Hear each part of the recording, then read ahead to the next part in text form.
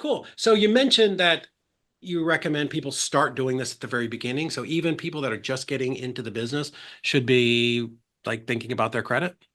Yeah, I mean, think about it this way. When if you were born and raised in the US, you turned 18 and you all of a sudden could get credit Mm, technically. But could you really, right? You had to build it. It wasn't, obviously, I don't know about anybody else, but when I turned 18, it felt like literally the day I turned 18, Capital One had an offer in my mailbox. And I think almost yeah. everybody in my generation had that same Yeah. thing. And it was like, oh, I'll give you a credit line of $300, right? And at Hmm. 18, especially back then, a little bit old, that Yeah. was a great thing until you realized you had Yeah. to pay it back. And if you didn't pay it back Yeah. all at one time, there was Mhm. interest and they don't teach you these things. So, it's the same idea. A brand new business is like an 18-year-old kid. You have to be able to build it, and it takes a little time. So, our Mhm. program is to accelerate it, but even if you do it yourself, you still have to start. And Yeah. sometimes starting might sound stupid to just get a $2,000 Amex, but at least you're starting. You Yeah. got to start somewhere.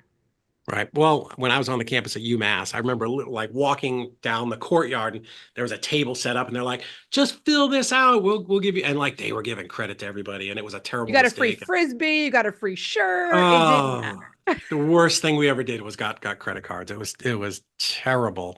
So I get that getting started, but it feels like, like getting personal credit is one thing, but getting business credit feels like this, like this big monster that you've got to, face and attack and just try to get through it. So, like, what are some ways that you guys make that like simpler for people?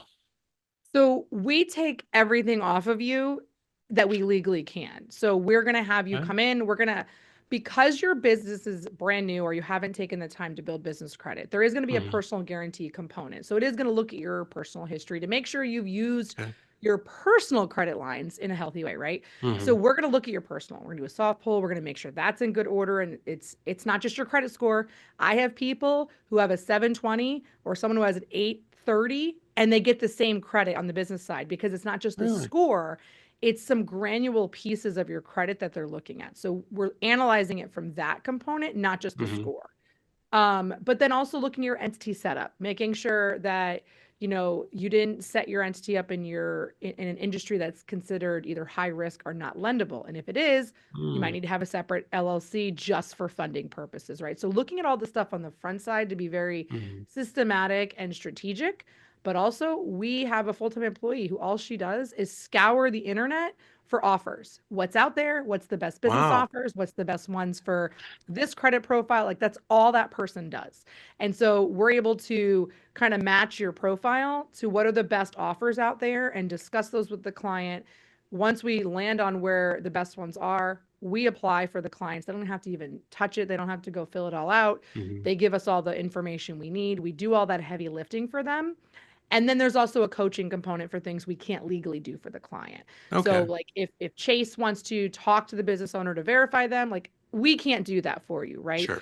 But we can give you all of the objections and how to overturn those objections from the underwriting perspective Mhm. to make sure it's successful. So we kind of take all the thought out of it for the client and Yeah. the time consuming aspect of strategy, right? Because unfortunately, it's not a sexy thing to go figure out what things to apply for, right? That's not a Yeah. great thing. And you're a business owner, being a business owner, especially and when you're brand new and you're struggling and you're trying to really Mhm. grind and work, you don't have time to figure it out. So it's Yeah. kind of that's where it comes in, but also the results. And our results Right. speak for themselves, Yeah, my unfortunately God, for me. after 18 years, that's amazing to have that kind of Yeah. longevity. And, I know you guys just have amazing standing, at least in our community, just because you've been able to help so many people, including, friends of ours, people that we've talked about a bunch. But first off, great job, I think, scouring the internet all day. Like that sounds awesome. I don't know if she would agree that no, does it get kind of boring after a while?